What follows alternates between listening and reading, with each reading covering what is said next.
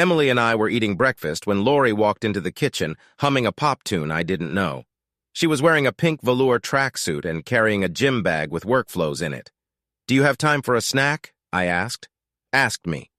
"No," she replied. "I'm already late for practice. I'll grab a snack when I get to the paper. I'll see you tonight," she added, waving cheerfully.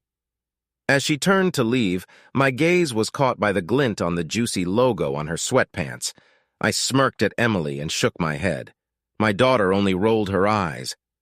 As we got into the car to start the drive to the university, Emily reached over and turned off the news on the radio. "Daddy," she said, "you have to do something about Mom. It's embarrassing that she dresses like a teenager all the time." Shit, I thought to myself, what am I going to say to that? The truth was that often Lori's clothes would be more appropriate on a college student than a 40-year-old woman. But how do you tell your wife something like that? Lori had always looked younger than her years and made every effort to maintain her appearance. Frankly, that was part of her appeal to me, and I was proud of her for looking so young, even if I too was sometimes embarrassed by some of her clothing choices. Besides, it wasn't really about her clothes. It was about the relationship between Lori and Emily. When Emily was an infant, Lori was always hovering over her, spending time with her every chance she got. But as Emily grew older, their relationship began to change. By the time Emily moved on to high school, Lori often acted like she was Emily's sister instead of her mother. I knew that teenagers needed to pull away from their parents so they could form their own personality and individuality. But Lori didn't seem to notice this and continued to meddle in Emily's life. I was reminded of an incident when Emily was a junior in high school and a group of her girlfriends came over to our house. The group of teenagers were laughing and chatting about clothes and boys, and Lori was right in the middle of it. As I was checking papers in my office, Emily burst in on us and demanded, "Daddy, make Mom give me my friends back." Honestly, at times they were more like rival high school seniors than mother and daughter. I tried to convince Lori that her daughter needed space, but Lori couldn't or wouldn't understand the problem. "We're more like sisters," Lori replied, "and it's okay for sisters to fight sometimes." This attitude annoyed me. I felt that Lori was trying to deny the fact that she was aging by competing with her daughter, but I didn't want to undermine Lori's authority in front of my daughter, so I tried to avoid the issue for now, focusing on Lori's clothing choices. "Baby, your mom has worked very hard to keep herself in shape, and it's natural for her to be proud of what she's accomplished. You have to admit that not many women can fit into the kind of clothes she wears," I said soothingly. "I know, Daddy," Emily replied, "but I'm embarrassed that she wears the same clothes as my female classmates." "I understand, baby. I'll tell her something," I promised, but I knew that anything I said was unlikely to have an effect. Lori had always been stubborn. In fact, that was partly why we'd gotten married. We'd met in college. I was a teaching assistant pursuing a doctorate in history, and Lori Carlton was a student taking one of my courses. I liked her immediately, but I knew it was best not to make any signs of attention to a student, especially in my class. But she couldn't help but notice my frequent glances and the attention I paid her because she began to flirt with me more and more often. After almost every lecture, she would come up to me to ask me a question, flapping her eyes and often touching my arm or hand. In the lecture hall, she sat in the front row, her skirt pulled up high enough for me to see her gorgeous legs and sometimes a hint of lace. It seemed like she was trying to break my immunity. Nevertheless, I held out until the semester was over, and then I asked her out. The tension between us was building so much that by the time she returned to my tiny apartment after dinner, we were almost suffocating. Instead of burning out, over time our relationship grew into something more solid and inclusive. By the time she was ready to graduate, I realized she was the woman I wanted to build my life around. So when she brought me to Savannah to meet her parents, I intended to ask her father for permission to marry his daughter. When we arrived at Lori's home in Savannah, we were met at the door by Cecilia, Lori's younger sister, who joyfully hugged Lori and greeted me. Cecilia was an accidental child born about 16 years after Lori. Perhaps as a result, Lori became a second mother and role model to her younger sister. But while Cecilia's greeting was warm, her mother received me coolly, and her father was downright icy. All my attempts to get him on my side were flatly rejected. Rufus Carlton was a wealthy lawyer, prominent in Savannah society, and his daughter's plans did not include marriage to some leftist, starving intellectual. I tried to assure him that A, I considered myself politically independent, and B, I had already managed to get my first teaching position at a university in Atlanta. Neither argument mattered in the slightest. Rufus had already charted a course for his daughter's life, centered on marriage to a suitable candidate from the local gentry. In his eyes, I was simply not good enough. I was angry at her father's high-minded rejection, but Lori was furious. That's when I realized how stubborn she was. Even though we had intended to spend a long weekend with her family, after a private conversation with her father, she jumped out of the house, grabbed her things, and demanded that we return to Atlanta immediately. Along the way, I learned a lot about her tumultuous relationship with her father. Lori may have been the oldest, but she acted more like a second child, constantly rebelling against the restrictions her father tried to set. They were like oil and water, except not only did they not mix, but they couldn't coexist next to each other. "I'll be damned if I'm going to let my father run my life," she said firmly. When we finally got back to my apartment, she grabbed me by the shoulders and asked me almost angrily, "Do you still want to marry me?" When I readily confirmed that I did, she said, "Okay, let's go." With those words, she dragged me back to the car and drove me to the Fulton County Clerk of Court's office, where we got our license and were married on the spot. Thank goodness there is no waiting period in Georgia. The result of Lori's defiance was that upon learning of her act, her father cut off all contact with his daughter. There was no contact for birthdays or Christmas. Not even the birth of a grandchild could melt the ice. What's more, the freeze extended to the rest of the Carlton family. Early on, Lori received a letter from her younger sister, but it consisted mainly of a request for Lori to ask her father for forgiveness. Lori did not do so. I tried several times over the years to repair the relationship because I felt that family was too important to write it off as some kind of hopeless debt, but my attempts were ignored. I had no doubt where Lori got her stubborn streak from. Immersed in my memories, I was surprised to realize that we had made it to campus and were headed toward the bookstore. I pulled a few strings and managed to get Emily a summer job there. When she opened the car door to get out, I grabbed her arm. "Hey, what time should I pick you up this afternoon?" She hesitated for a moment, then turned around to smile at me. "You don't have to pick me up, Daddy. I'll make my own way home." I tried not to frown, but I still felt my gut clench. I was morally certain that her boyfriend, Brandon Hilton, would drive her. It's natural for a father to have custody of his daughter, but my doubts about Brandon went beyond the usual paternal reservations. He was a third-year law student, and it bothered me that someone so senior was showing interest in a freshman. I knew that many upperclassmen pounced on new female students like wolves on newborn lambs. Similarly, I had seen many inexperienced girls, fresh out of high school and eager to experience independent living for the first time, have their hearts broken. But I believe that a law student should be looking for a woman closer to his age to start a life together, not pursuing a girl who is still in her teens. His interest made me extremely wary. But Emily was clearly crazy about him, and Lori, who'd once had a long conversation with Brandon when he'd come after Emily, had no qualms about it. So I swallowed my protest and just said, "Okay, babe, I'll see you at dinner tonight." From there, I headed to the history department, still having my doubts about my daughter. I had no illusions about her innocence. I was sure she'd been deflowered by the little creep she'd dated during her last 2 years of high school. But Lori and I had had some frank discussions with her, and Lori had quietly arranged for Emily to be on the pill, so at least she was protected in that regard. Still, I wished Brandon Hilton would just disappear and let my daughter find someone closer in age. Sighing, I made my way to my tiny office and started going through the administrative minutiae that colleges require even for summer sessions. But this chore couldn't contain my enthusiasm as I began to think about the course I would be teaching. I managed to convince the head of the history department to let me teach an elective on the same topic on which I had written my doctoral dissertation, vigilantism.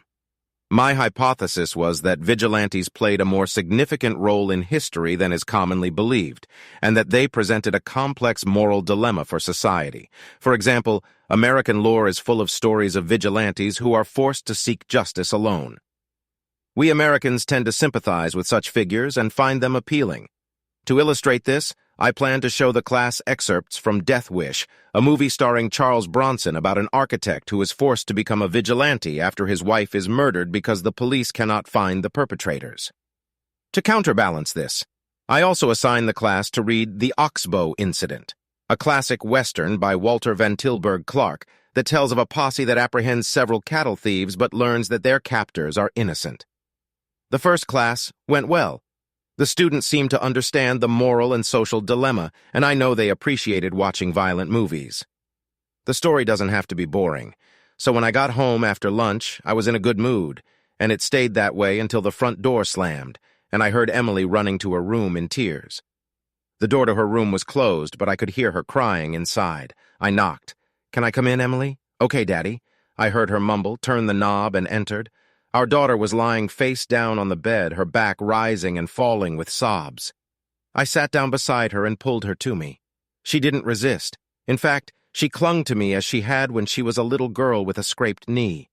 Her tears wet the front of my shirt. I ached for her obvious pain, but some part of me was glad she still needed her daddy.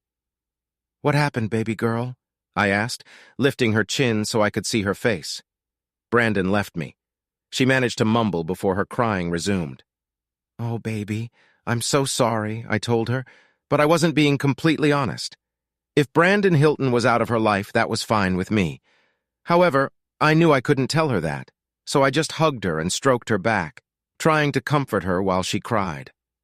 After a while, I heard Lori walk in and hoped that a little feminine perspective might help.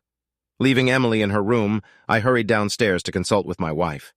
"We had a bit of a tragedy today," I explained to her. "Brandon dumped Emily and now she's inconsolable." "Good," Lori replied. "About time." I was taken aback. I'd expected a little more motherly sympathy, but I thought you liked Brandon, I replied. "He wasn't right for her," Lori replied sharply. "Don't you have something to say to her?" I asked uncertainly. "Right now, it's best to leave Emily alone. She'll get over it soon enough. Girls that age do that."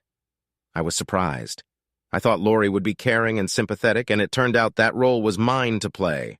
Once again, I mentally shook my head at the enigma of the mother-daughter relationship. "I hope you're right," I said, and left the matter at that. My doubts only increased when Emily never came down for dinner that night. She had some breakfast the next morning, but immediately felt nauseous and went back to bed. I informed the bookstore manager that she was sick and hoped Lori's assessment was accurate. Emily went to work the next day, but still hadn't eaten much. She'd given up on the idea of breakfast altogether. I started to wonder if she'd gotten some kind of stomach flu, but she said she was fine, so I let it go. It was clear to me that she was still deeply upset about the sudden breakup with Brandon, but Lori seemed to be right. She was feeling a little better. That assessment only lasted until Friday. I stayed at the office late that day, trying to get some extra stuff done so I wouldn't have to work over the weekend. As a result, I got home at almost 6 p.m. Setting my laptop aside in the study, I went in search of Lori and Emily.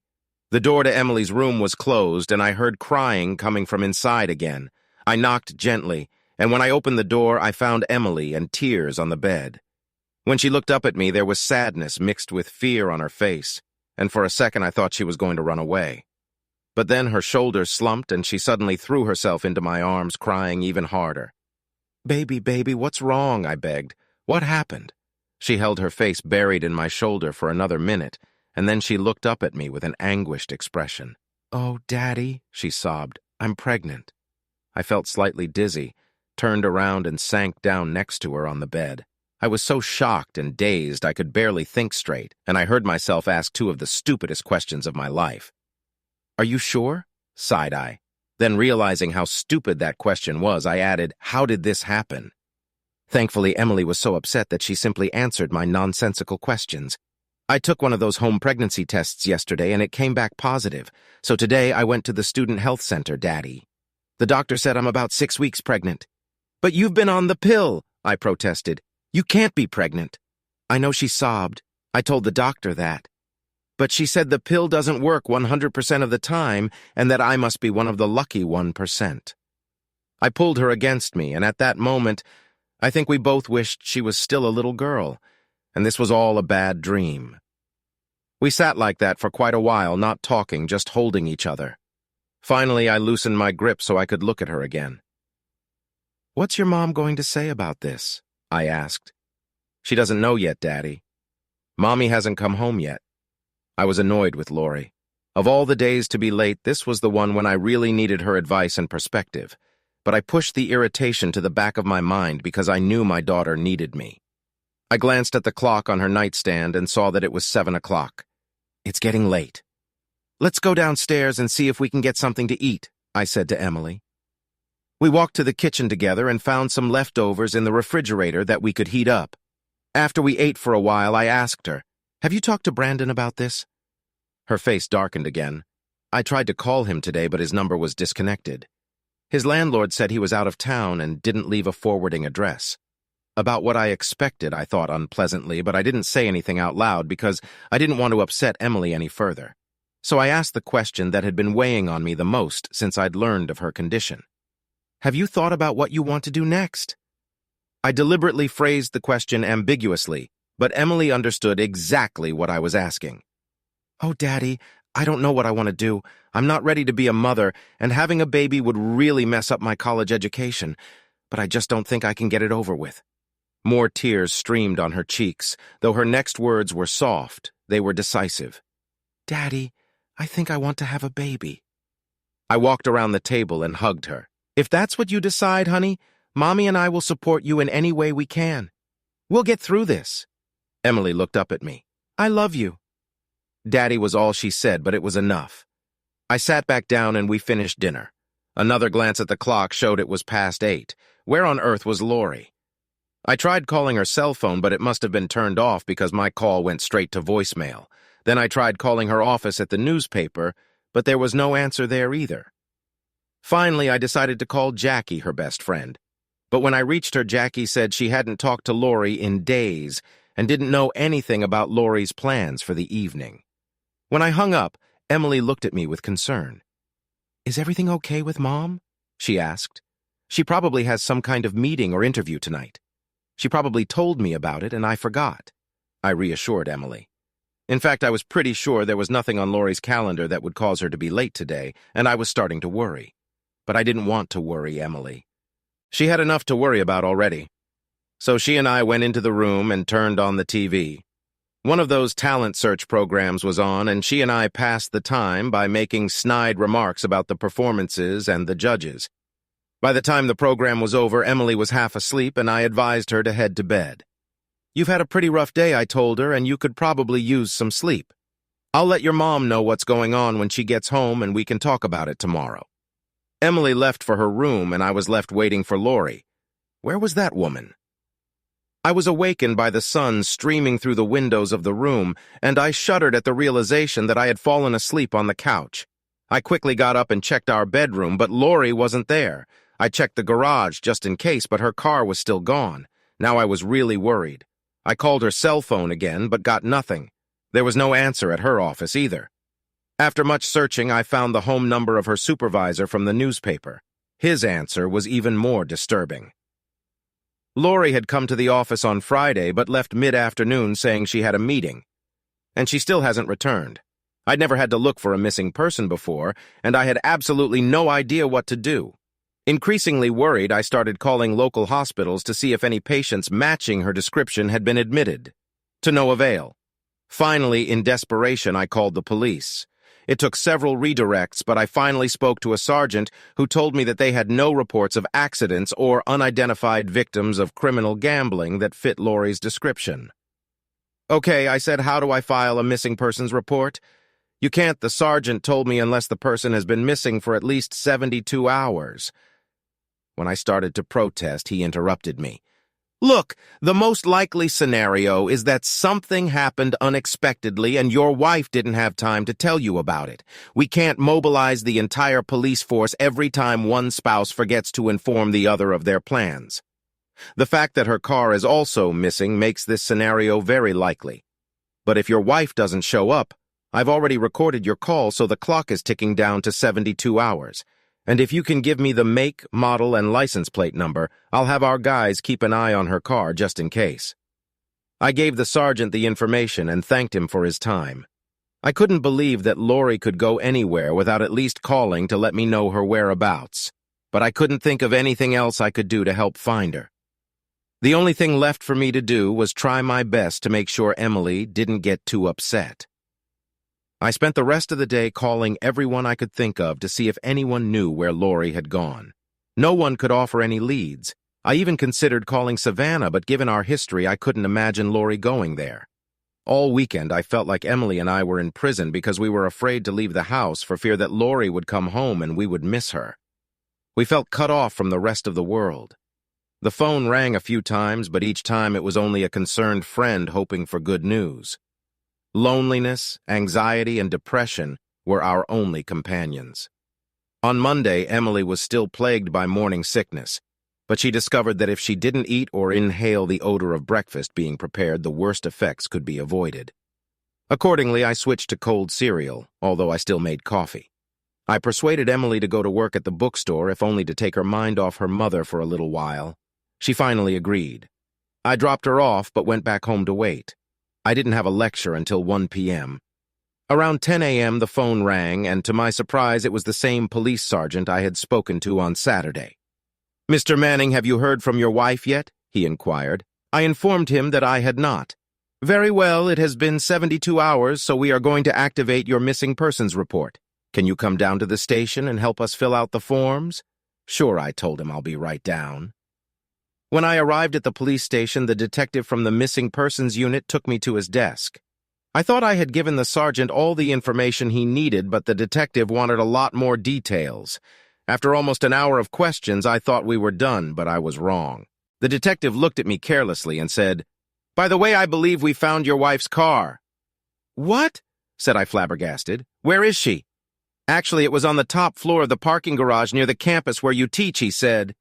He paused to let me digest what he'd said, then continued. "Are you sure you didn't see your wife on Friday?" "No," I answered without hesitation, not since we had breakfast that morning.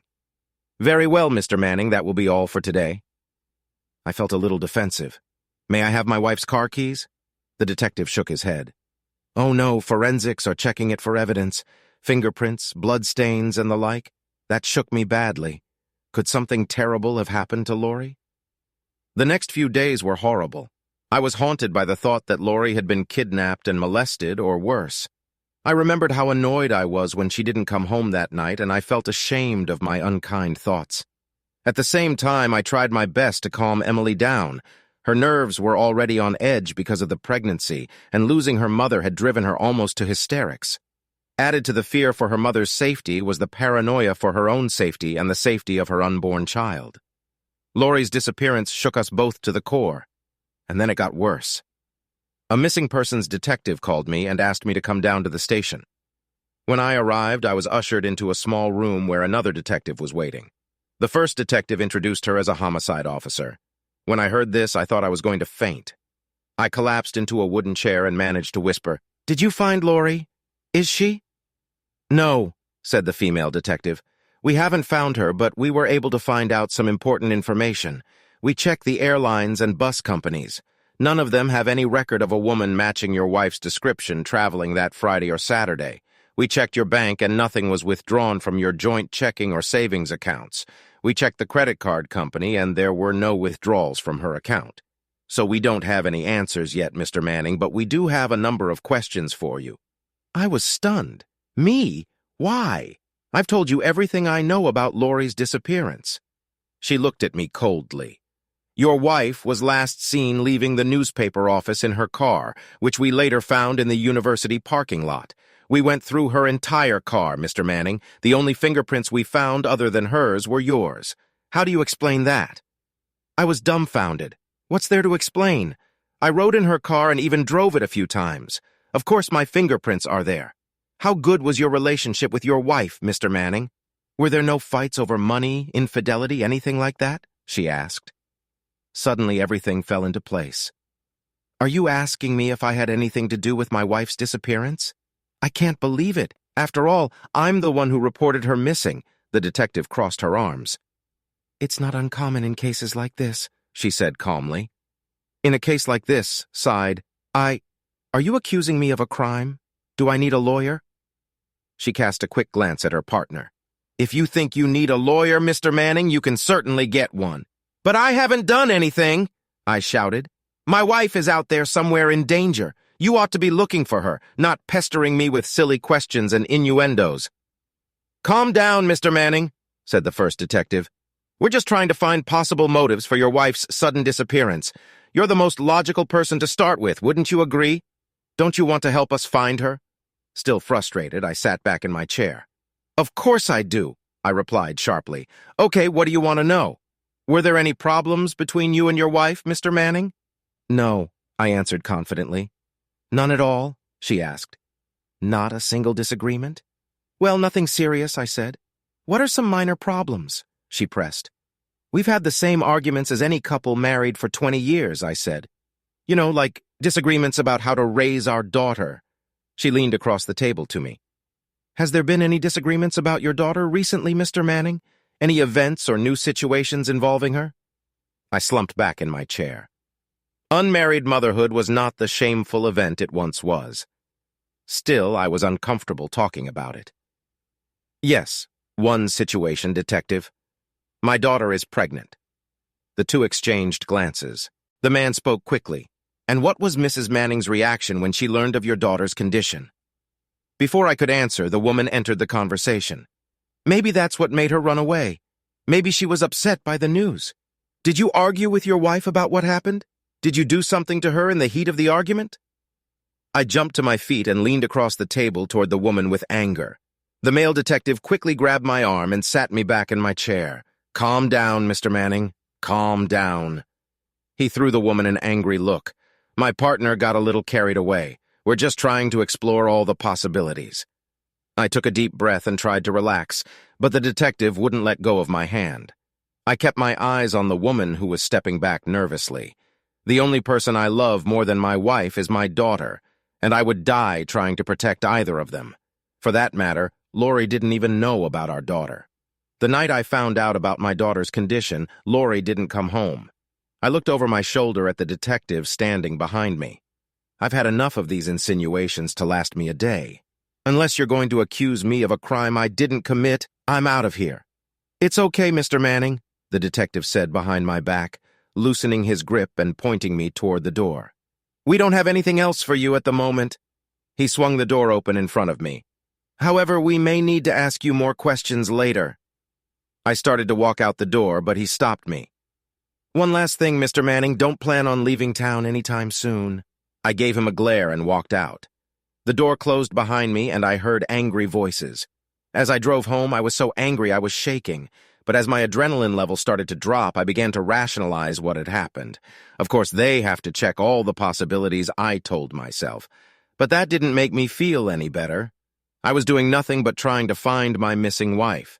I couldn't even think about the accusation that I might have hurt Lori without my blood pressure rising. Why would she even think that? I angrily growled. Of course, when I got home, Emily wanted to know what I'd learned from the police. I didn't want to upset her further, so I just told her that they didn't have any new information, but they just wanted to double-check some details. Afterward, I bitterly thought, now I'm starting to lie to my own daughter. What the hell? The next day brought a new humiliation. The police came to our house with a search warrant. I had to sit on the deck for 2 hours while they went through the house, looking in every nook, cranny, and cranny. I don't know exactly what they were looking for, but whatever it was, they didn't find it. I used the time to call my lawyer. It looked like I was definitely going to need one. But just as the police were about to leave, a tow truck pulled up to our driveway and took my car away. They promised I could have it back in a couple of days, but since they still had Lori's car, I had to have a neighbor drive me to the rental place so I could have transportation. The only blessing was that Emily wasn't around during this ordeal, but neither she nor I were able to avoid what happened next.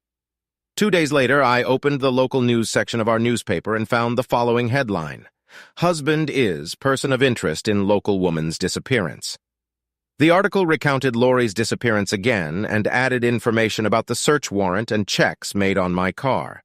The article never said it in so many words, but it clearly implied that foul play was likely and that the husband, me, was the most likely suspect. Emily cried after reading the article, and I called my lawyer in a rage. Is there nothing I can do to stop this? They've practically tried and convicted me already, and they don't even know if a crime was committed. I want to sue for defamation. My lawyer did his best to calm me down. John, I've already looked into the matter. At a guess, the police may have planted this story to try to pressure you, but you'll never be able to prove it because reporters aren't required to reveal their sources. As for libel, there are no factual inaccuracies in the story. It is just the way they are presented that is so defamatory. Remember, Lori has a lot of friends at the paper. You'll just have to be patient until it resolves itself. Bitch, I swore helplessly to myself. When I walked into my office at the university that afternoon, I found a note on the door asking the chairman of the history department to admit me.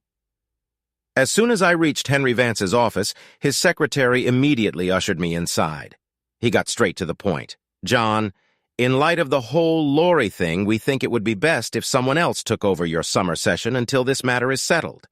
Henry, I said, it's Lori who's missing, not me. Of course, it's very hard for me right now, but there's no reason why I can't continue the course. Of course, he said, of course, but with that cloud over you, if you continue teaching, it will look bad for the department and bad for the university. You understand, don't you? I jumped to my feet. Oh, I understand, all right. I understand that you want me to disappear, even though no charges have been brought against me, and there is no evidence that a crime was ever committed. Henry, you're a professor of American history, for God's sake. Don't you realize that a man is presumed innocent until proven guilty? He obviously did not expect me to object and was dumbfounded. I felt I had the upper hand and continued. Isn't it ironic that I'm teaching a course on the role of vigilantes in history and you're ready to stage an old-fashioned lynching? Good God, John, that's not it, he hissed. Not that? Well, tell me, I continued, is the rector willing to support you if I refuse to go? Have you checked with the faculty senate to see what they think? Because unless you have checked, and unless you have been given direct authority to suspend me, I will return to this lecture hall this afternoon and give my course. And if you try to stop me, I promise I'll make such a fuss that you'll be the one asked to resign. He sat down abruptly in his chair, and I leaned back against his desk. I love this university, and I will never do anything to damage its reputation. That includes me not succumbing to some misguided notion of frontier justice from a man who is not authorized to act and doesn't know the facts. With these words, I turned and walked out of his office. I wondered if anyone from security was waiting for me as I went to the lecture hall for class, but the only people who showed up there were my students. Interestingly, attendance was perfect. I guess it helps to have a famous lecturer, I thought wryly. I had planned to give a lecture on the comparison between vigilantes and terrorists, but I decided to skip that discussion and tell them about myself. I assumed that everyone in the class knew about my situation, and I thought that what was happening to me might be instructive. So I began the discussion by recounting the events of the past 2 days, including news about me and my meeting with the chair of the history department. I began by reading a newspaper article about Lori's disappearance. And here's a question for you. Can the media ever become vigilantes? Is there a line between factual reporting and provocation? When I was challenged, I asked them to recall the role William Randolph Hearst and his network of newspapers played in inciting the Spanish-American War. Hearst didn't fire a single shot, but most historians cite him as the spark that ignited the conflict, I told them. What about Chairman Vance from the history department? I asked. Asked me. Did he act in good faith as a responsible defender of the university's reputation, or as a vigilante who decided to act on his own without evidence and without authority? We had a great discussion, and most of the students didn't want to stop when the class ended. I didn't like what was happening to me, but at least I was able to use it to make the course content more understandable to my students. It was a teachable moment, as they say. Although I didn't hear anything more from the university administration, the article in the newspaper did have an effect. When the first news of Lori's disappearance appeared in the paper, Emily and I received a flood of calls from friends and neighbors with condolences and suggestions and just words of encouragement. After a while, there were so many that I wanted to leave the calls on my answering machine. I felt helpless and frustrated because I couldn't say anything to the callers. Of course, I couldn't do that because I was still hoping to hear from Lori, but after the second article came out, the number of calls dropped to almost 0. It was like we were quarantined with some kind of infectious disease. Now our friends wanted nothing to do with us. It seemed as if I was a victim of what had befallen Lori. Because we were so isolated, I was caught off guard when the phone rang one evening a few days later. It was calling someone I was in no way expecting to hear from. My father-in-law, Rufus Carlton. "You bastard!" he shouted as soon as I spoke into the receiver. "What have you done to my daughter?" I took a deep breath and decided to try to be polite. "Good evening to you too, Rufus. To answer your question, I will say that none of us know what happened to Lori, and we're doing everything we can to find her." "Don't give me that nonsense," he muttered back. "When a wife goes missing, it's always the husband's fault. I knew you were nothing but trouble from the moment I met you, but Lori wouldn't listen to me and turn her back on her family because of you. But she's still my daughter, damn it, and I'm not going to let you get away with it. I've got people working on this, and we're going to string you up and snap your neck before this is over. Do you hear me?" I couldn't contain my anger any longer. "I hear you just fine, Rufus. And you know what? You didn't know me when I was courting Lori, and you sure as hell don't know me now. As for Lori, all I can say is that you have a funny way of showing your love for your daughter by cutting her off without a word for 20 years. If we don't hear from you for another 20 years, it will be too soon for me." With those words, I slammed the receiver down, hoping his eardrum would burst in the process. Then I sank into my chair, shaking with anger. I was tired of being tried and convicted and absentia for things I hadn't done. Meanwhile, my wife was missing, and I missed her terribly. Worse, I knew that with each passing day, our chances of finding her again were diminishing.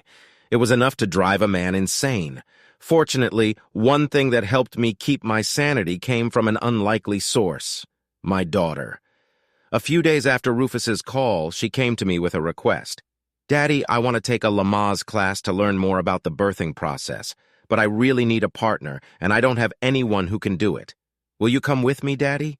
Of course I said yes, and a few nights later we found ourselves in a conference room at a local hospital. There were about a dozen couples with us, and the women were in various stages of pregnancy. A couple of them looked so far along that I got nervous. Suddenly something was going to happen that night. An attractive red-haired woman who was a few years younger than me came up to greet us. "Hi, welcome to the Lamaze class. I'm Bridget Murphy, and I'll be teaching the class."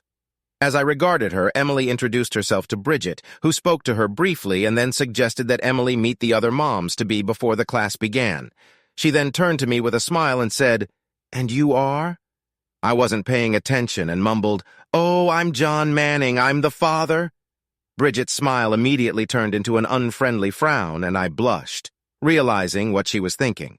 No, I said hastily. "I mean that I'm Emily's father, not the baby's father." Her face relaxed. "In that case, welcome to class. I apologize for jumping to conclusions, but I've seen worse things in the maternity ward." "So where is the baby's father?" I frowned. "Unfortunately, he's gone to an unknown destination, so I'll be Emily's partner in all of this." Bridget smiled warmly at me. "I'm sorry to hear about your father. Unfortunately, that happens a lot these days, but I think it's wonderful that you want to be there for your daughter. Not every father would agree to help." I looked around and saw Emily chatting eagerly with the other moms-to-be, so I decided to speak frankly to Bridget about our situation. I was uncomfortable with what I had to say, but I wanted to lay all my cards on the table so there wouldn't be any awkward moments later. "Before we start, Bridget, there's something you should know about me. I don't know if you've read about it in the papers, but I'm the John Manning whose wife disappeared. I had nothing to do with it, but if you saw the report on the news, you might think otherwise. In any case, if you're uncomfortable with my presence, I'll try to make other arrangements." She looked at me calculatingly, then smiled weakly. "You're here for your daughter. That's all that matters to me. Besides, in my experience, cold-blooded killers rarely attend Llamas classes. Now we need to start the session." I had taken a Llamas class with Lori before Emily was born, but I must admit that I had forgotten most of what I had learned. Nevertheless, I tried to be supportive, and Emily really enjoyed the first session. She seemed to hit it off with Bridget right from the start, which helped a lot.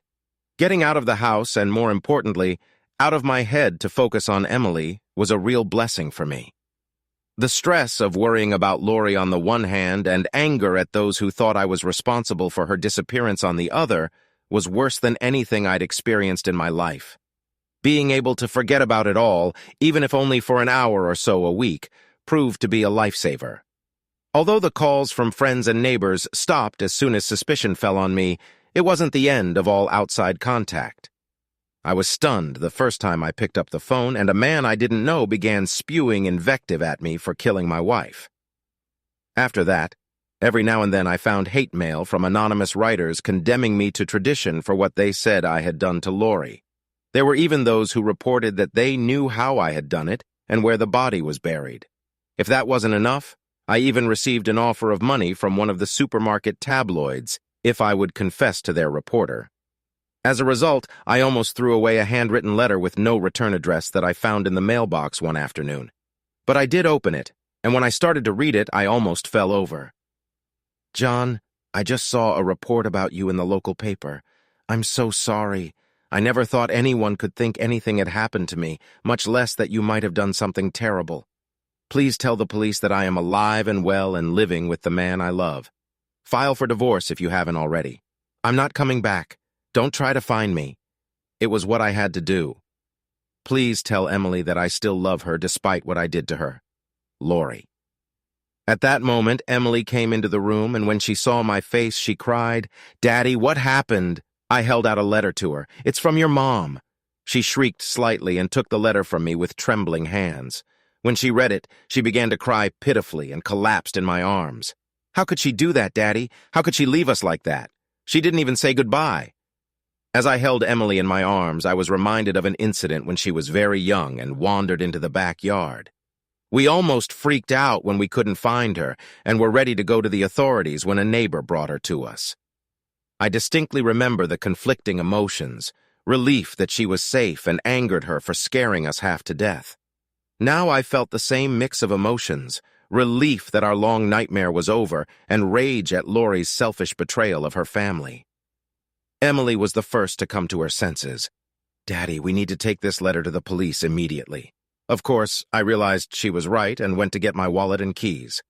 When I got back to the den, she was just coming out of her room. "I'm coming with you," she said firmly, and I wasn't going to argue with her. We were together. As we drove to the station, Emily nervously rubbed the letter she had received in her hands. She looked at me with concern on her face. "Are you going to divorce Mom, Dad?"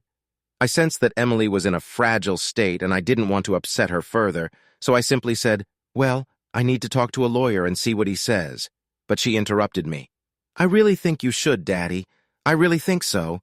I hated to see the rift between Emily and her mother, but Lori had brought it all on herself. She'd left Emily just as she'd left me for another man. Emily was old enough to realize that and accept reality no matter how painful it was. She reached for me and we held each other's hand the rest of the way to the police station. I hadn't even thought to call ahead, but luckily we caught the detective on duty, the one we dealt with in the missing persons department. When he took us to his desk, I asked him, "Where's your partner from homicide?" With some reluctance, he went together. Ever since we ran into each other at the station, she had been absent whenever the cops talked to me. When she arrived, I took the letter from Emily and tossed it on the table in front of them. "This came in the mail today," I said curtly. The mail detective opened the envelope and quickly read the letter. He glanced at me and silently handed it to the woman. When she finished, she looked at me. "You could have written it yourself, you know." I felt anger rising in me but restrained myself. "Of course I could have. And I could have flown to New York to mail it to myself, or didn't you notice the postmark?" She started to answer, but to my surprise, Emily interrupted her. "And before you accused my father of forgery, I brought along an old letter my mother wrote me when I went away to camp. You can see it's her handwriting. The first detective took Emily's old letter and put it next to the new one." His partner looked over his shoulder. They looked at each other, and then the first detective looked at me again. "We'll have to take this to the lab for confirmation, but I think the missing person case is solved." He held out his hand. "I apologize for all this suspicion," he said, "but we had to check." I reluctantly shook it. But when the female detective extended her hand, I turned away and Emily and I walked out. I guess I'd been naive. I expected there to be some official notification that the case was closed, but there was nothing like that. Yes, I was no longer a suspect since there was no crime, But my reputation was tarnished, and I had no absolution for my non-existent sin. I had to have my lawyer call the newspaper and make veiled threats before they agreed to publish the news. And when they did, all I got was a couple paragraphs at the bottom of the last page of the local news with the headline, "The case of the missing wife is the case of the runaway spouse." I was practically front-page news when everyone thought I was done with her. I protested to my attorney. Now that I've been acquitted, all I've gotten is a few lines. Is that fair? He shook his head. Unfortunately, that's the way it goes, John. Mysterious disappearances and possible murders are news. The everyday truth doesn't sell in the papers. I'm sorry, but that's all you're going to get. I gritted my teeth, but realized there was nothing I could do to change the situation. In desperation, I made a photocopy of the short story and sent copies to everyone I cared about. I planted a copy on Henry Nance's desk, and he at least had the courtesy to make an embarrassed face and mutter congratulations. I even laminated a copy of the article and stuck it in my wallet so I could pull it out and show it to people when it came up. Unfortunately, I think a lot of people chose fiction over a true story. One thing I didn't do was send a copy to Rufus Carlton. Let his highly paid detectives find out what his daughter has done, I thought to myself. All of this had one positive result. After the police confirmed the authenticity of the letter, I easily filed for a divorce on grounds of desertion and quickly obtained an absentee judgment. This resolved any potential legal issues and allowed me to be single again. Soon, I hoped I could begin to move on with my life. Throughout this process, I continued to take Lamaze classes with Emily at Bridget Murphy's. Emily became close to Bridget, and several times the three of us would go out for coffee after class. Bridget's story was a sad one. She married her college sweetheart right after graduation and before he was deployed to Afghanistan to fulfill his ROTC obligations. She became pregnant while he was on leave, but he was killed in an IED explosion before she learned the happy news. Shortly afterward, Bridget had a miscarriage and lost the baby. She also lost the opportunity to have more children. Such terrible circumstances would have stunned many people. But instead of giving in to despair, Bridget somehow found the strength to dedicate herself to helping others. She enrolled in nursing school and specialized in midwifery, so she could help other women give birth. One manifestation of her dedication was the Lamaze classes she taught. I was amazed at her resilience and amazed at her ability to work with young moms. I once told her, as a professional educator, I must say I'm impressed with your ability to teach these women skills that don't come naturally. You have a real gift. She blushed and said it was only because her class was so motivated, but I knew it took more than motivation to get a good education. Emily and I were driving home from class one evening when she surprised me with a question. "Did you notice what Bridget is wearing today?" she asked. I couldn't tell Emily what outfit Bridget was wearing, but I did notice that she had changed out of her nurse's uniform into her regular clothes, and she was also wearing makeup, Daddy. "Oh," I said dejectedly. "Well, that's nice. Don't you see, Daddy? She's dressing up for you," Emily said in frustration. "Why would she do that?" I asked, not understanding. Emily shook her head, marveling at my stupidity. "Because, Daddy, she likes you. I think you should ask her out. It's high time you got back in the game.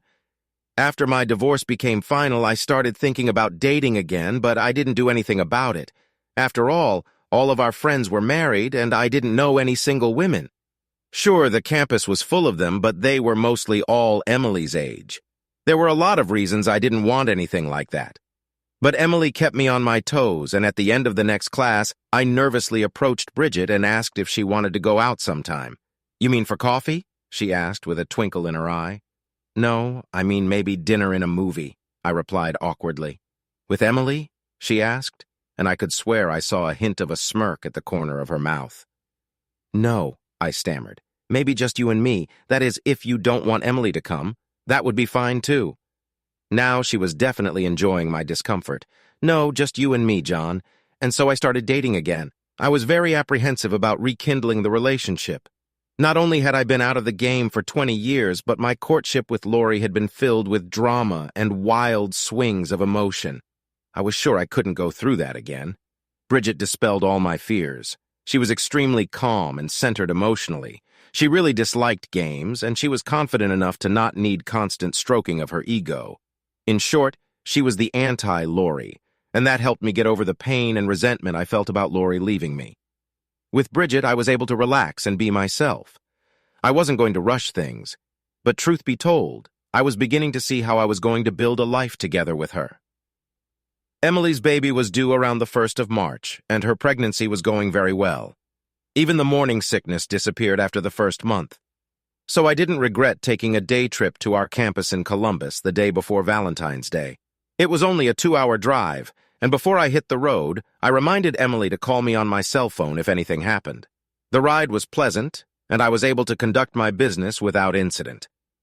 We had a late lunch, and before hitting the road back, I decided to check my phone for messages. To my dismay, the battery was dead, and I hadn't noticed. I quickly grabbed my phone on campus to call my daughter, but there was no answer. This alarmed me, so I called Bridget to ask her to check on Emily and make sure everything was okay.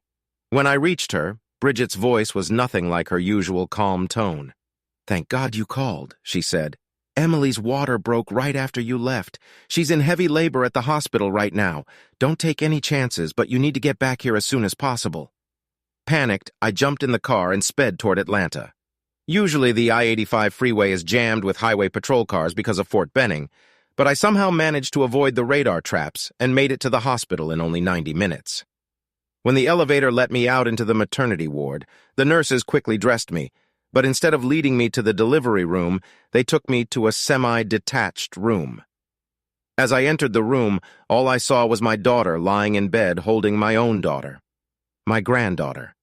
My heart simultaneously clenched at the fact that I had missed the birth, and I was happy that Mom and baby were okay. When my field of vision widened a little, I realized Bridget was standing by Emily's bedside with a wide smile on her face, cooing over the new life Emily was holding in her arms. Seeing me, Bridget smiled widely and began to step aside. "Now I'll let you be alone with Emily and her baby," she said, but Emily grabbed her arm. "Please don't go," Emily pleaded. She looked up at me. "Daddy, when I couldn't reach you, I called Bridget. She came to get me, brought me to the hospital, and coached me the whole way." All I could do was look at Bridget with sincere gratitude. I didn't have the words to express my appreciation. Emily looked at me at Bridget and smiled happily. "I've decided what I'm going to name my baby, Bridget Valentine Manning." She turned to Bridget. "If that's okay with you, of course." Bridget smiled through her tears. "If that's what you want, I'd be honored." Emily turned to me again. "Daddy, would you like to hold your granddaughter?" It had been a long time since I'd held a newborn in my arms, and this baby seemed much smaller than Emily had when she came into the world. But when I looked at baby Bridget's tiny red face, I was overcome with intense emotion and vowed to protect and support her as best I could. The circumstances under which she came into this world suddenly became far less important than the fact that she was here now and needed her family. Nature intended for people to have children while they are young for a reason. Over the next few weeks, I thought of this as I felt myself growing tired. Even though Emily was head over heels in her work, she still needed a lot of help. Newborns require around-the-clock attention, and more than once I came to class having barely slept the night before. Emily was holding up well and not complaining, but I could see that she was just as exhausted.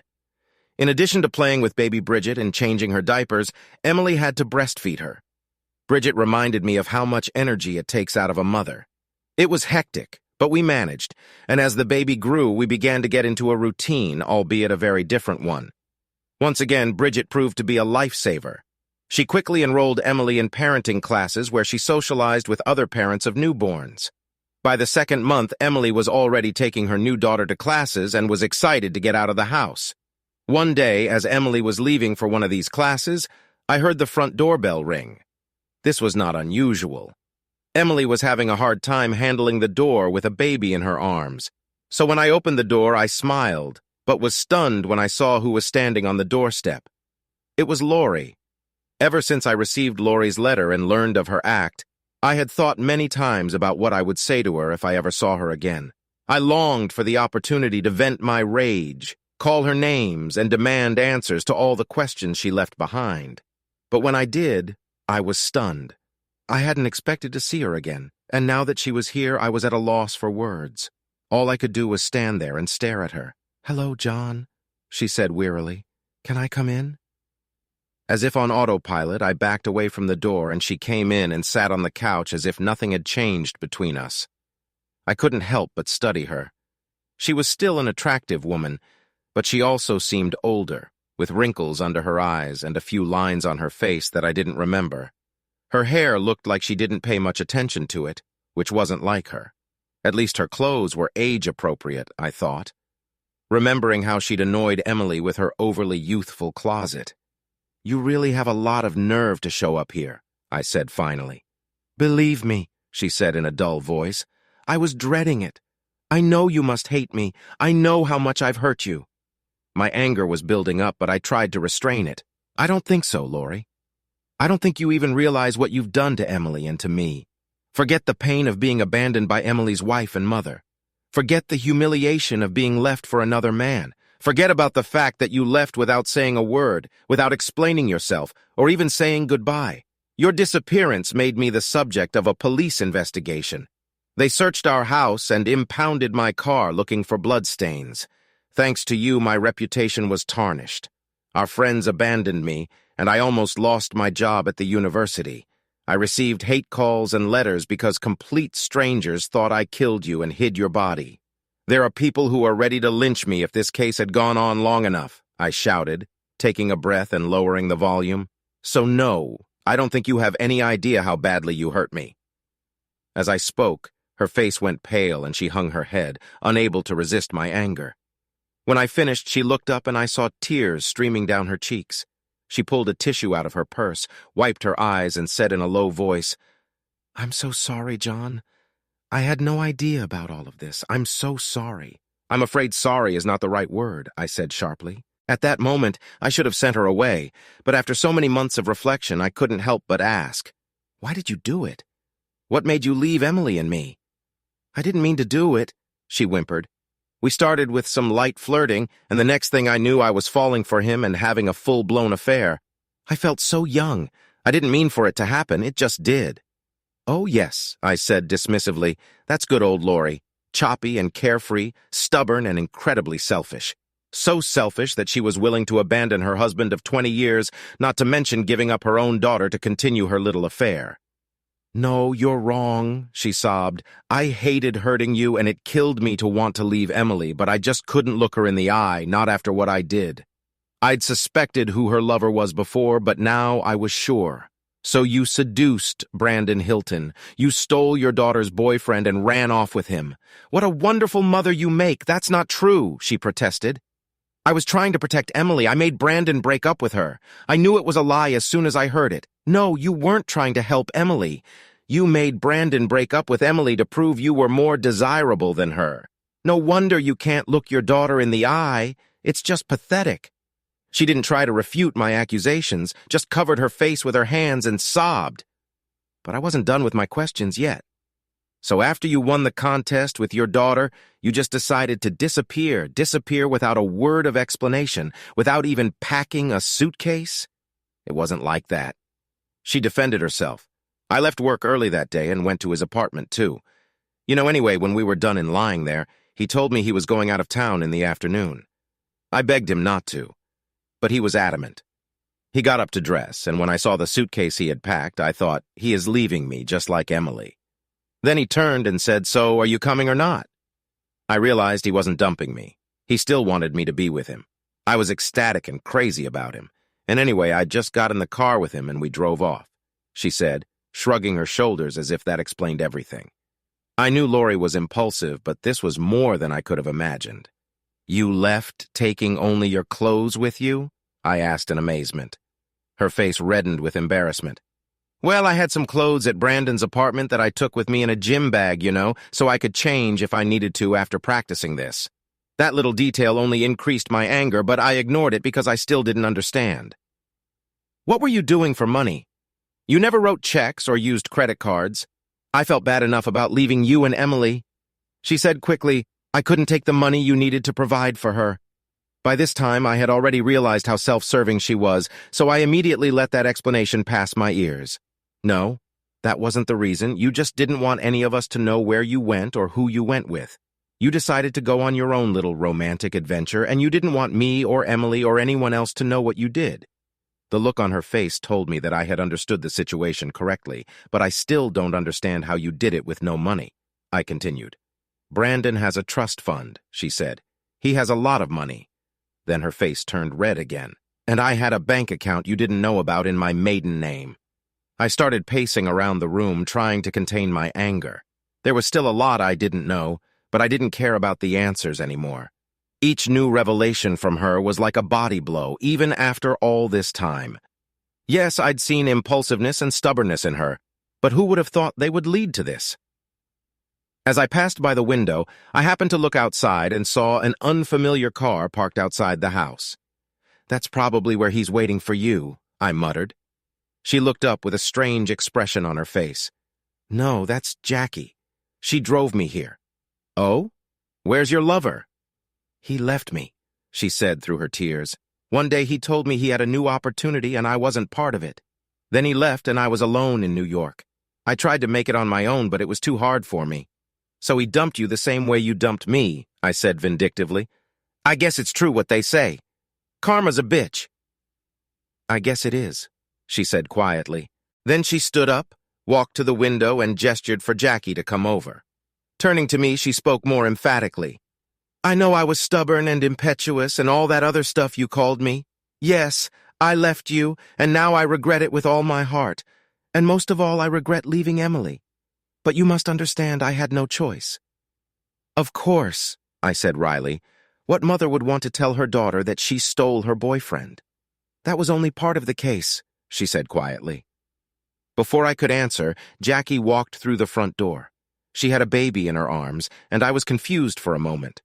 But when Lori came over and took the baby from her, all I could do was exclaim, "Oh my God!" Lori looked at me sadly. Now you see why I couldn't look at both of you. She must have known what I was about to ask because she continued. When I left, I forgot my birth control pills and had trouble getting a new prescription. Brandon wouldn't use condoms, and I figured it couldn't hurt, but her voice broke. So did he dump you before or after you gave birth? I asked grudgingly. Before she could answer, I heard the sounds of Emily returning from her parenting class. Walking into the kitchen from the garage, she called out, "Hey, Daddy, whose car is that out front?" Then she walked into the living room carrying baby Bridget in her arms and stopped when she saw her mother. I know I could have done better, should have thought of something to say to gently bring her up to speed. But I was so angry at what Lori had done and so stunned by the horror of the situation that I turned to my daughter and exclaimed, "Look who your mom brought with her, your new stepsister." Then seeing Lori looking at Emily's baby, I said, "Lori, meet baby Bridget, your new granddaughter." It took them a moment to realize what I had just said, but then they both started crying. Of course, the baby started crying too, and even Jackie started sobbing. I felt like crying too, but most of all, I felt exhausted. I didn't have the energy to play judge between Emily and her mother. No matter what Emily had to say, I felt like her mother would get what she deserved. Finally, I just left the room, walked to the hallway, and collapsed on the couch. From the other room, angry words came to me, accompanied by a few anguished cries. I guess that they had just realized that both children shared a father. There was still a lot of crying on the part of both mother and babies. But after a while, I realized that the living room had become quiet, and I began to guess what was going on. I hesitated, but when I finally poked my head through the door, I saw Jackie holding baby Lori, Lori holding baby Bridget, and Emily peering out from behind her shoulder. Noticing me, Emily gestured for me to come back into the room and walked over to me. I had no idea what to say to my daughter. Lori's revelation stunned me. I couldn't imagine the effect they must have had on Emily. Her own mother had stolen her boyfriend and then had a child with him. How could I alleviate Emily's suffering? But before I could say anything, Emily stunned me. "Daddy, can Mom stay with the baby at our house for a while? You've got to be kidding me." I gasped in shock. "After everything she's done to you and me? I know, Daddy, and I don't know if I can ever forgive her for it. But she's broke, Daddy, and she has nowhere else to go. Her baby needs somewhere to live, at least until Mommy gets back on her feet. Please, Daddy, after all, her baby is Bridget's half-sister in mind." I shuddered at the realization of that. Why can't she live with Jackie? I protested. Emily looked at me with annoyance. Jackie lives in a one-bedroom apartment, Dad. Well, then Lori can go live with her parents. She's their responsibility, I tried. Yeah, sure, Daddy. As if, Emily replied wryly. We tried to shield Emily from the acrimony of our relationship with the Carltons, but of course she picked up on the discord early on. We both knew that was not an option. I learned 2 lessons that day. The first was that I would never understand mother-daughter relationships. I have expected that when Emily found out about her mother's betrayal, a fight would break out. That Emily offered Lori a safe haven, even if only temporary, was beyond my imagination. The second lesson I'd learned was that it's nearly impossible for a father to refuse his daughter when she really wants something. I made advance plans to meet Bridget the next evening. It was the one time I didn't want to see her. My misgivings must have been obvious because when Bridget opened the door and saw me, she immediately asked, "What's wrong, John? What's wrong?" I knew that procrastination would get me nowhere, so I led her over to the couch and sat down next to her. "Bridget, there's something I have to tell you." Lori's back. A look of surprise flashed across her face, which was almost immediately replaced by pain. She took a breath, then nodded slightly in understanding. "And you and her decided to get back together." "No, no!" I almost shouted. "That's not what this is about at all." I continued to explain what had happened and how Emily had insisted that I temporarily help her mother and child. Bridget's face relaxed a little, but there was still pain in her eyes as she looked at me. "Don't scare me like that again, John. I've already lost one man I love. I don't think I can bear to lose another. Did she just say she loved me?" I felt closer and closer to Bridget the more we saw each other, but I wasn't sure how she felt about me. Now, hearing those words, my fears and hesitations seemed to melt away. I put my arms around her and looked into her eyes. I too have lost a spouse, but I have found another, a better one that I can love. I promise, if you need me, you won't lose me. She didn't say anything back, but I thought I felt something stirring in her too. It just so happened that we got down to it. I felt like my long nightmare was over too. Now our lives were in a new, unfamiliar direction. Bridget and I began to spend every opportunity we could together, but we decided to continue living apart, at least for now. First, we didn't want to rush things. And second, our house was still bustling with 2 moms taking care of 2 babies. Plus a nanny Bridget had found who now came every weekday to help. She was a godsend because she allowed Emily to continue attending classes, and Lori to start looking for a job to support herself and her baby. I still tried to help, but truth be told, I was in the minority. This had an unfortunate side effect. When I had more free time, I began to reflect on everything that had happened to me. It may seem contradictory, but the happier I felt with Bridget, the unhappier I became with Lori. Emily had found a way to coexist with her mother through the shared experience of caring for their infants. But I had nothing to assuage the bitterness of my ex-wife's betrayal and the resentment that she had hurt me by not only deceiving me, but by disappearing in such a way as to cast suspicion on me. Over time, however, I found that the focus of my resentment shifted to one person who had so far avoided consequences, Brandon Hilton. It was he who had seduced my wife. It was he who had defiled my daughter, and it was he who had sullied my name, perhaps irreparably.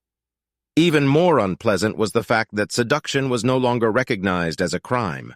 Apparently, society was perfectly willing to allow predators like Hilton to seduce wives and daughters, and then look the other way when they walked away abruptly. Shouldn't there be some kind of punishment for all the pain and suffering they left behind? I went back and reread the Oxbow incident. This time I had more sympathy for the members of the posse who had tracked down the rustlers. Yes, they hung the wrong people, but they were forced to act by an ineffective justice system that couldn't protect them. Moreover, I reminded myself that the crimes these men were trying to commit were not minor. Deprive a rancher of his herd, and he might not be able to feed his family when the winter snows howled across the prairie. Steal a man's horse, and you almost certainly condemn him to a slow, lingering death of starvation and dehydration far from human civilization. No wonder the vigilantes took up arms against the sea of troubles to pursue those they felt had wronged them. I understood that Brandon Hilton did not put my family at risk of starvation or leave me to wander on foot in the desert in search of a watering hole. But he has done real, tangible harm to me and my family. He tarnished my reputation, turned me into a hapless cuckold, and left behind 2 abandoned women. As time went on, I began to spend more and more of my free time searching for his whereabouts, not to mention sleepless nights pondering suitable forms of revenge for what he had done. Most college professors are not well paid, especially liberal arts professors. The loss of Lori's salary had cut our family budget significantly, and now I had several more mouths to feed, as well as hiring a nanny to care for the infants. There was no way I could afford to hire a detective agency to track down my enemy, so I resorted to the poor man's alternative, the internet. Brandon had a Facebook account naturally, but it hadn't been updated in over a year. Besides, I thought he was unlikely to friend me, so I could keep track of his activities. A Google search turned up his name on a list of law students, but there was little additional information. Upon discovering this, however, I went to the admissions office to see what I could find in their records. The friendly administrative assistant let me look through his file. Officially, she was not supposed to, but the only thing I learned was that he was also from Savannah. This discovery made me shudder. Could Lori have known him back in the day? But I was quickly convinced of the absurdity of that idea. She must have left for college when he was only a few years old. Realizing this fact made me curse Lori again for her foolish refusal to conform to his age. As my search continued, I found myself becoming something of an expert on the unusual behavior of a certain daughter of a hotel chain magnate with the same last name. But I had no luck finding Brandon Hilton. He seemed to have already escaped from the group that had caught up with him. The futility of my search only strengthened my resolve to find him. Some part of me watched my actions in amazement. What did I think I would do if I found this man? Fight him? I was neither a black belt in martial arts nor an expert in unarmed combat. Plus, he was 20 years younger than me and would probably kick my ass. How did I expect to get satisfaction from him if I could even find him? But those musings did nothing to assuage my anger. He had attacked my family, stolen my wife, and destroyed our home. He dishonored me and tarnished my reputation, insults that were unbearable to me. In earlier times, I knew the answer would have been simple. In the 19th century, when honor was involved, the offended party would challenge the other to a duel with swords or pistols. But I knew from my research that the military was largely responsible for stopping duels. Soldiers and sailors were having so many duels that the military declared a crime. They needed soldiers on the battlefield. By the 20th century, duels had become a dead tradition. I knew the history and the reasons why society was so strongly opposed to all such extra-legal activities, but the same thought never left me. How could a man restore his honor without taking the law into his own hands, without becoming an avenger? So I continued my obsessive solitary search for the man I hated, though I never met him face to face, though I had no plan to deal with him even if I could find him. But none of that stopped me from sneaking over to my computer every few days to see if any new information had come up. By the time spring came around, I had pretty much given up hope of ever finding out Brandon Hilton's whereabouts. I was ready to accept the fact that he was gone and that I would never see him or hear from him again. So one evening I was stunned when one of my search queries yielded a post from the Savannah Morning News. When I read the article, I was stunned. I immediately called Bridget to see if I could come and talk about my discovery. I couldn't discuss it with Emily because I didn't want to upset her, and I didn't want to share the news with Lori, but I couldn't keep it to myself. "I found him," I said excitedly, handing the newsprint out to Bridget. "You won't believe what he just did." She quickly scanned the article and handed it back to me. "I don't understand, John. I know you hate Brandon, but what does his getting married have to do with you?" I couldn't understand why Bridget wasn't shocked by this news, but then I realized that there was no way she could realize its significance. "Bridget," Lori's maiden name was Carlton, I called out. "That bastard is engaged to Cecilia Carlton, Lori's sister and Aunt Emily's sister. Unbelievable," she gasped. "Why won't he leave the Carlton family alone? It's as if he's taking revenge on the Carlton women." I had not thought of it in that way and tried to reason. "No," I said slowly. "I don't think that's the case. But as far as he knew, it was Lori and Emily Manning. I doubt if he knows Lori's maiden name, he's probably not aware that he and Cecilia are related." "Maybe not," she admitted. "But I still don't see how the Carltons could let Cecilia get engaged to him after what he did to Emily and Lori." "That's the thing," I said. "They don't know either. Since Lori and I got married, there's been virtually no contact between her and her family. I'm sure they know Lori is alive now, but they probably have no idea who she ran off with. Rufus Carlton probably thinks he's gotten a promising young lawyer from Savannah to be his son-in-law. If Brandon doesn't know, and the Carltons don't know, Bridget asked, then why do you care what's going on in Savannah? I shook my head. Brandon may not know there's any connection between them, but from what I understand, he's back again. He's like a thief who robs your house and then comes back to rob it again. He owes me, and this time I'm going to do something about it. A concerned expression appeared on Bridget's face. John, what are you thinking? You're not going to do something stupid, are you? Force has never solved anything. I didn't say this to Bridget, but as a historian, I knew that this old saying was untrue. You think force never solved anything? Tell that to the Carthaginians after Cato forced the Romans to conquer their army, slaughter all their men, and slave their women and cover their fields with salt, so nothing would grow on them for 7 years. That pretty well settled the matter for Carthaginians, but I didn't want to alarm Bridget, so I only said, I don't know what I'll do, but I can't stand idly by and watch it happen. Now that Brandon Hilton's whereabouts were no longer a mystery, my mood only worsened. The possibility of revenge was no longer a fantasy. Now I was faced with the dilemma of what to do. I had always believed in the law. As a historian, I knew all too well what happens when people take their thirst for revenge into their own hands. But after what happened to me and my family, I just couldn't sit back and let this man go unpunished. My pride, my honor, and my sense of justice demanded an answer. Brandon Hilton had to pay for what he had done. Finally, after a long, sleepless night, I made my decision. Having made it, I found that I could devise a plan to get satisfaction. I didn't have much time, but I figured I could do what needed to be done if I hurried. Now I began to use the internet to research the steps I would have to take and acquire the resources I needed to accomplish my goal. One by one, I found them. During this time, I was often away from home running errands, but I hoped that taking care of the 2 little ones would distract the others enough that they wouldn't notice how busy I was. The last thing I needed was a lot of questions and doubts, but both Emily and Bridget knew how to read my moods, and eventually, just before D-Day, as I called it, they confronted me. I was working at my computer one evening and looked up to see Emily standing on the doorstep of my office with a concerned expression on her face. Hey, babe, I said lightly. How's it going? Bridget's here, she told me. We need to talk to you. This was unusual. I hadn't planned on seeing Bridget tonight. I quickly closed the web browser and started to get up when Bridget walked through the door. She wasn't smiling. Before I could say anything, Emily spoke up. Dad, Bridget told me you found Brandon. I threw Bridget a dirty look, but she just folded her arms across her chest and stared at me with a determined expression. Emily continued. Daddy, I'm scared to death that you're going to do something crazy.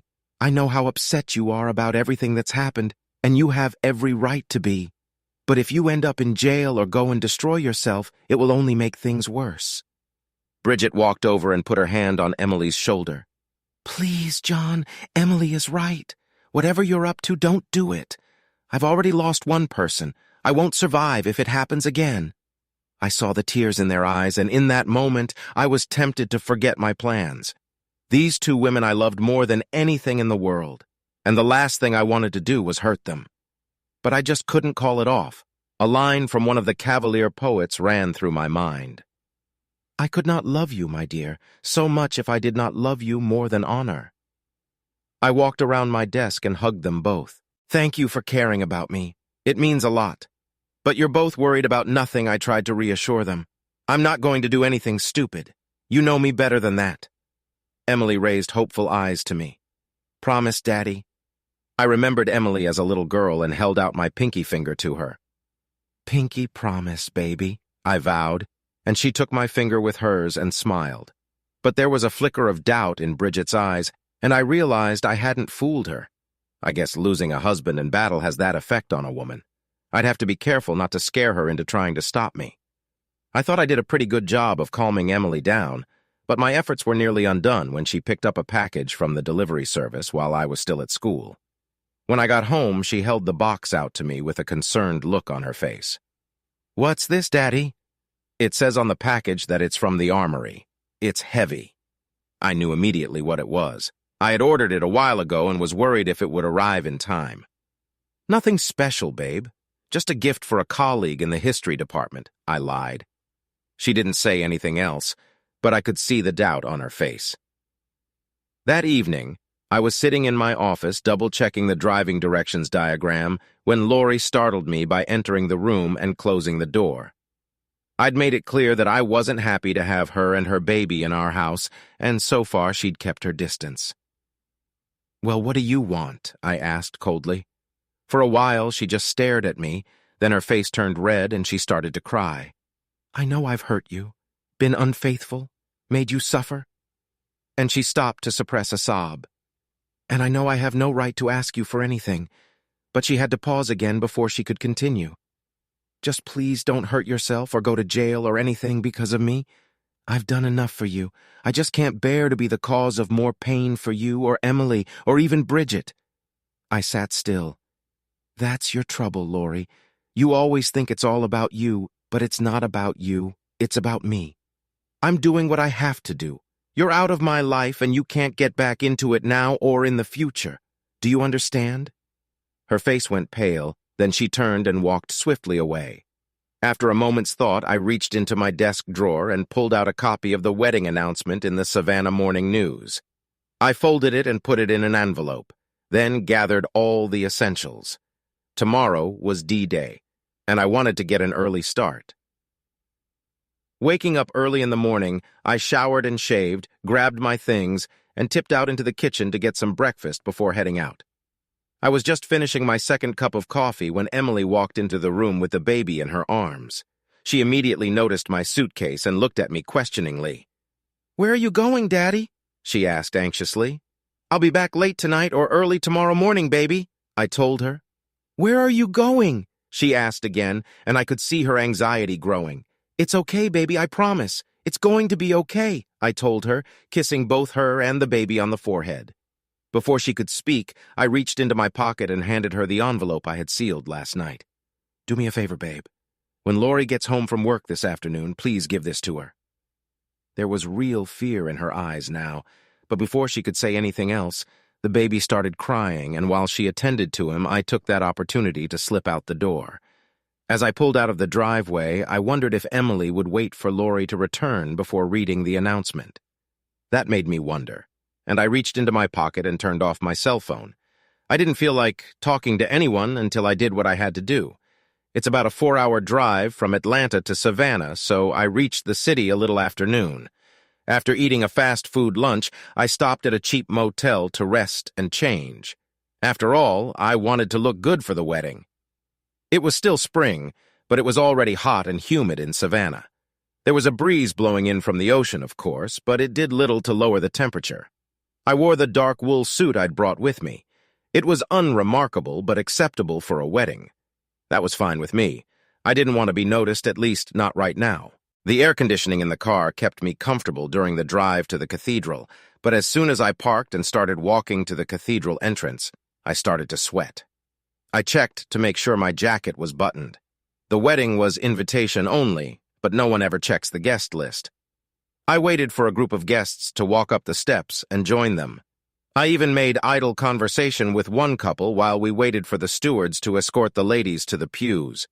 When asked, I said I wanted to sit on the bride's side, not because I didn't care about the Carlton family, but because there were more people sitting on that side of the aisle.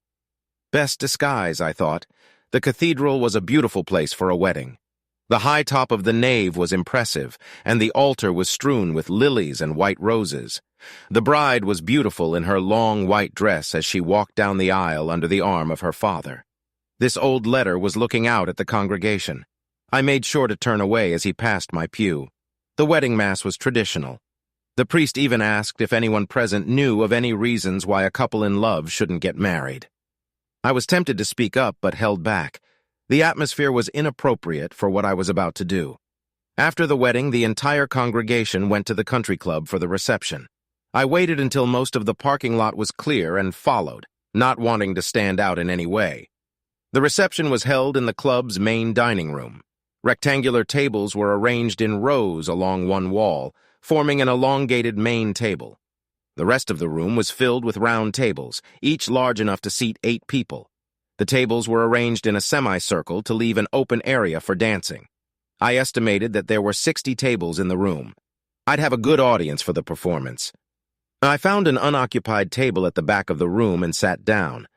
Must be employees or distant relatives, I thought. The other exiles at the table were glad for the company, and we struck up a leisurely conversation about the wedding, the reception, and how much Rufus must have spent. It must have cost him a fortune. One woman told me breathlessly he hired Paula Dean to organize the whole thing. I believed her. The food was delicious. If this was going to be my last dinner, I thought, at least it would be enjoyable. After dinner, the wine glasses were removed and replaced with champagne flutes. I knew what this portended, and my stomach tensed. At dinner, I drank wine only a sip at a time because I wanted to have a steady hand. But I did accept the champagne flute, not to drink, but as a prop to help prepare my performance. The sound of Rufus Carlton's meaty finger tapping on the microphone drew our collective attention to the main table. After a few exuberant words about his daughter and her new husband, Rufus opened the microphone for toasts. A procession of friends and relatives followed, each of whom felt it their duty to share some mildly humorous anecdote about the bride or groom. Each toast was followed by laughter, applause, and more alcohol. As the ritual dragged on, I stood up and moved across the room toward the main table. After a few more offerings, things began to quiet down, and the best man, as I had hoped, asked, "Anyone else who wants some?" I raised my glass and exclaimed in a loud voice, "I have a toast." Since I was standing off to the side, it was hard for most of those seated at the head table to see me. I didn't think there would be many people in the audience who might recognize me, but I didn't want to take any chances. As I climbed up on the platform behind the honored guests at the head table, I saw that most of the audience wasn't paying any attention to me. That's going to change, I thought grimly. I took the microphone and cleared my throat loudly. I wanted to get people's attention, but my throat was suddenly dry anyway. It was time to get started. We've heard a lot of anecdotes about the past today, but I want to talk about the future of Mr. and Mrs. Hilton, I said in a falsely cheerful tone. And by future, I mean children, of course. This elicited laughter and a few cheers from the crowd. I predict that this couple will have many children in the future, I continued. I can't speak for Cecily, but I can definitely vouch for Brandon's abilities in that area. There were a few more chuckles, but a slight murmur went up in the audience, and I noticed a few people looking at each other, questioning me. I spoke a little louder. I can say that with certainty because Brandon has already fathered at least 2 children that I know of. I heard Mrs. Carlton sigh, and immediately the audience murmured. Rufus Carlton turned to look at me point blank, and suddenly recognition dawned on his face. "You are John Manning. You weren't invited to the wedding. Get off the stage." Brandon was sitting next to the platform in a mildly intoxicated state, but when he heard my name, something apparently caught his eye and he started to rise. I quickly leaned over, put my hand on his shoulder, and roughly pushed him back into his seat. Some hustling soul had turned off the microphone, but it didn't faze me. I'd taught freshman history to a class of 300 people in an auditorium, so I knew how to project my voice. "I have something to say," I said loudly. Rufus yelled again for someone to get me off the stage. To my right, a few young men, must be Brandon's friends, were trying to make their way through the tables to do just that. I was ready for it. I reached down, unbuttoned my jacket, and pulled my left side open to reveal the shoulder holster I was wearing. With my right hand, I pulled out a .357 Magnum with an 8-inch barrel and waved it toward the advancing men. Shouts erupted from the hall, and the men hastily retreated. "Mr. Magnum and I want to say a few more words to you about Brandon Hilton," I said loudly, keeping my left hand on his shoulder. He looked up at me, and his eyes were as wide and white as the wedding cookies we were served for dessert. "Like I said, Brandon Hilton is already the father of at least 2 children, I continued. "Would you like to know from whom?" Turning to Rufus, I growled, "The first child was by your second daughter, Lori, and the second was by your granddaughter, Emily." I heard the bride scream and turned to her sternly. "That's right, Cecilia," I shouted. "Brandon is the father not only of your sister's child, but also of your niece." The poor girl broke into sobs. I felt a little sorry for her because this girl had never been unkind to me, but I couldn't say the same for the rest of her family. I turned to Brandon again. You've always screwed around with whoever you wanted, someone else's wife. And you've always gotten away with it, haven't you, Brandon? But not now.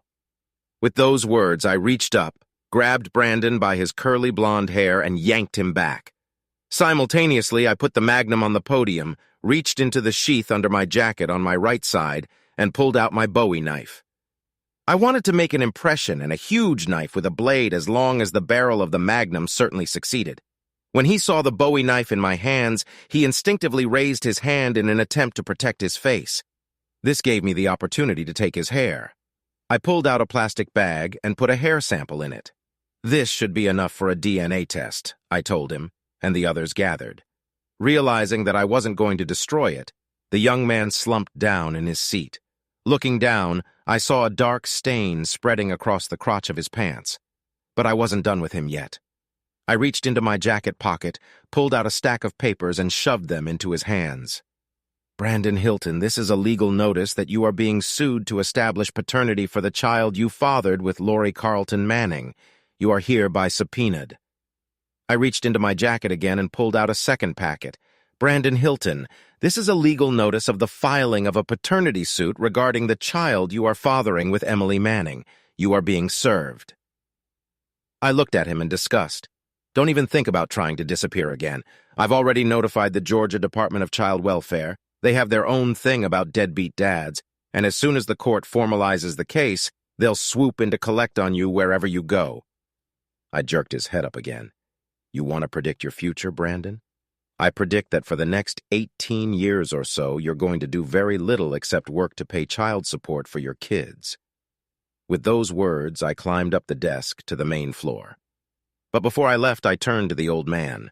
He was looking at me with a mixture of hatred and despair. Congratulations on your new son-in-law, Rufus, I told him with a chuckle. You certainly are an excellent judge of character. There was a primal scream of some sort behind me, and I looked over my shoulder just in time to see Brandon grab the massive pistol I'd left on the podium. He raised it, took aim at me, and began frantically pulling the trigger. I shook my head. Don't try to shoot me in the back, Brandon. That's not a real gun. It's a replica of one. Then I laughed. Why don't you keep it? Consider it my wedding present. With those words, I headed for the door as the commotion behind me reached hysterical levels. People in the hall were yelling at each other. Cecily and her mother were sobbing at each other's arms, and Rufus was yelling at Brandon. At that moment, in a strange but surprisingly appropriate decision, the band leader raised his wand and ordered the musicians to play. I smiled as I walked out the door. Too bad they didn't play Nearer My God to Thee, I thought to myself. That would have been the perfect ending to this shipwreck. In all the commotion, no one followed me. Or maybe it was just the memory of Bowie's knife still dangling from my belt. Whatever the case, I managed to get to my car and drive away without further incident. As I pulled onto the freeway heading north, the adrenaline started to wear off, and I started to shake. Then a tremendous fatigue came over me. I thought about pulling over and getting some sleep, but it was more important for me to get home. I certainly didn't want to get arrested anywhere near Savannah. I rolled down the car windows to let the cool night air blow over my face and keep me awake. As I drove, I thought about what I had decided to do. If I destroyed Brandon Hilton, I would end up in prison, leaving my family destitute. Furthermore, I would have deprived the two little ones of the child support that Hilton would soon have to start paying. I guess in a way I became a vigilante of sorts, but I did it in my own way within the law. I took a certain amount of satisfaction from Brandon Hilton. I made sure he paid for what he had done and would continue to pay until both of those kids were adults.